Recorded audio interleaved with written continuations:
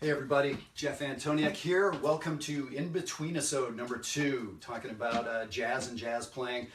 What this is referring to is I'm doing 6 kind of in-between videos between now and February 1st. February 1st I'm going to be starting the new jazz series, and I'll be announcing what that is on January 15th. I just finished doing an 18-part series on me getting ready for a big series of gigs, sort of my process of thinking through and learning a bunch of music, the Jazz Process series. So thanks for tuning into that. Thanks for tuning into this. If you want to know, look at some of those videos. Everything's archived on YouTube. If you go to Jeff Antoniuk Educator is the channel, and you'll see everything there. Well, today what I want to do is talk about a really simple concept, but I think it's so simple it gets overlooked quite a bit. I know that to be the case with a lot of students I've had, whether they're amateurs or semi-pros and pros. This idea of playing as a part of our practice. So I guess we need to determine what those words mean. By playing, I am literally talking about a little kid messing around in the sandbox with no plan. That's what I'm talking about by playing. So the idea is, and this sort of serves two things. Probably the most important is how to learn something that's brand new. When you were first learning the C major scale or the augmented scale or Messiaen's third mode or whatever, it doesn't matter how simple or complicated it is. We're just struggling to get it under our fingers. And I'm telling you that the idea of playing with that information very quickly, messing around with it, gets it into a different part of the brain. I know from experience that people learn things faster when they play with material, as opposed to just sort of going through, knocking it out and going on to the next thing. Just taking a couple minutes and playing. So literally, it would be an example of me playing a C major scale.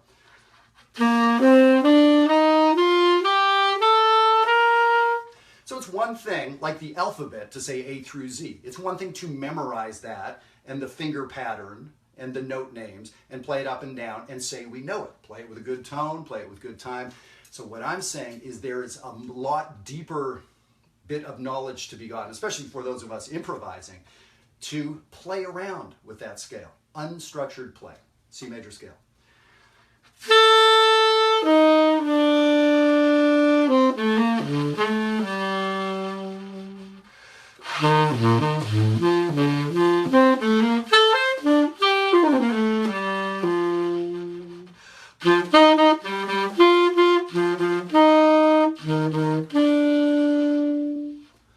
Messing around like that.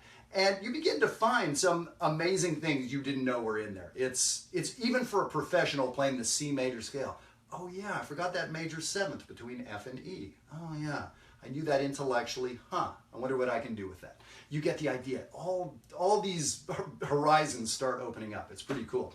I will say I started playing electric bass about 2 years ago.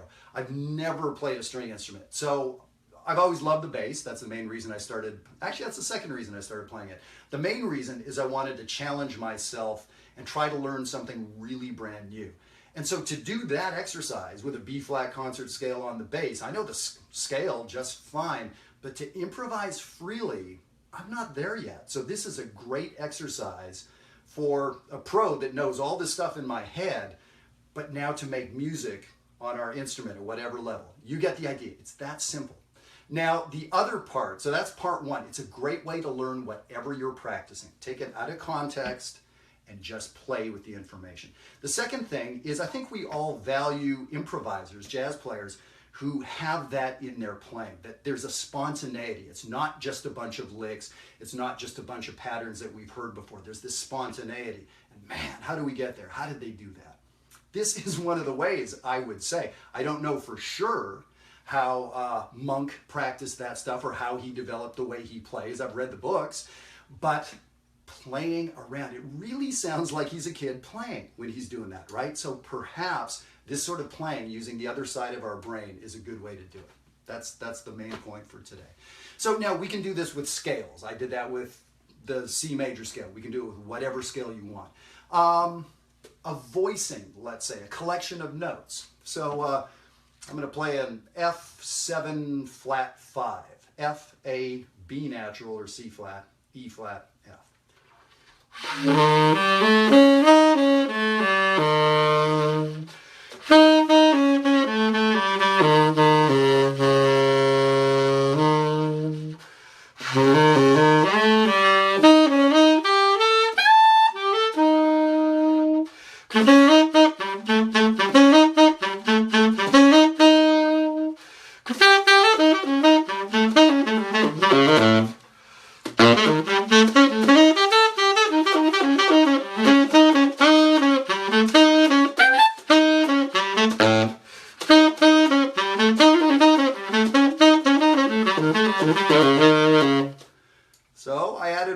little note as a trill. I think I added a G in there. Is that allowed in the game I'm playing? Well, I can decide, right? But I had my point of departure. I sat in the sandbox and I started playing. I don't care really about those rules. Rules you make for yourself are fine if you want to keep it open, but you get the idea. Those 4 notes are drilled into my fingers a little better and into my head, the relationships between those 4 notes. Realizing there's 2 tritones in there, the F and the B. And another tritone, the A to the E flat. I probably knew that at some intellectual level, but I've discovered it for myself, playing around with it. I also noticed there's 2 whole steps, the A to the B, and the E flat to the F.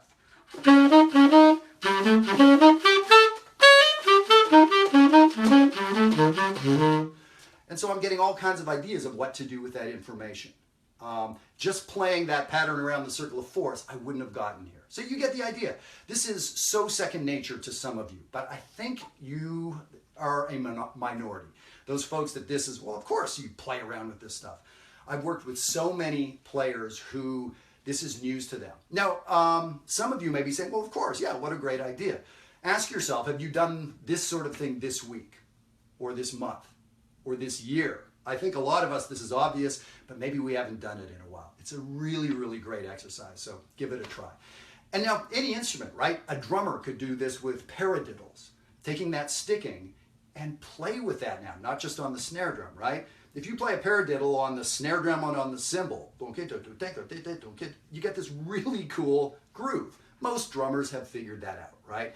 But if they hadn't played a little bit with the information, like a little kid, breaking the rules, not just on the snare drum, let's do this, they wouldn't have gotten there. So what else could we do with that sticking? So you get the idea. We could do it with a rhythm. We could do it with a piano voicing. Let's say the clave rhythm, 3-2 clave rhythm.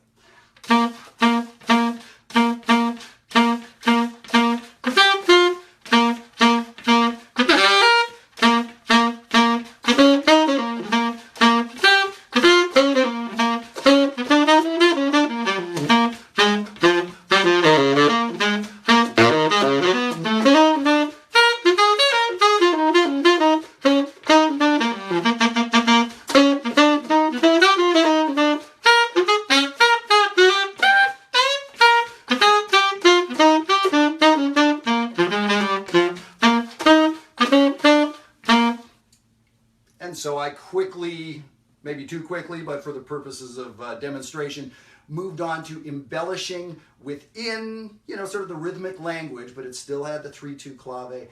I'll say that there's got to be at least 10 or 15 tunes I've recorded on my albums I've come up with from this kind of thing, just messing around with a harmony, with a collection of notes, with a rhythm.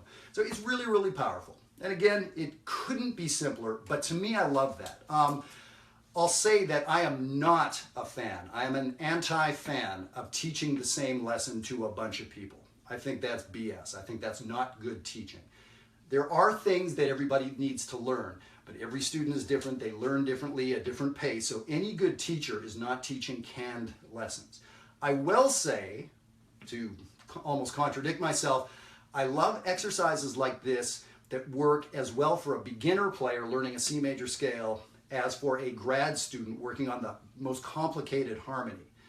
This way to practice, it's not what we're practicing, it's how we're practicing, is really powerful. So I really like exercises that work that way too, that do work for every student. They scale ability-wise, or they scale in that we can practice harmony and rhythm and melody and texture and all kinds of different things within the exercise. It seems like some sort of universal truth or just some amazing way to practice. So I think that's what this is. I hope this has been useful to you. Some of you do this regularly. Awesome, congratulations. Most of us, this probably makes perfect sense, but maybe we haven't done it in a while. So I challenge you to mess around with this a little bit. Let me know how it goes. And just that idea of how we can trick our brain into learning deeper and faster. That's what's interesting to me. If you have some ideas on that, please let me know. I would love to know what you've discovered that works or doesn't work. All right, thanks for tuning in. Check out Jeff Antoniuk Educator on YouTube, and you can find this and all the other videos archived there.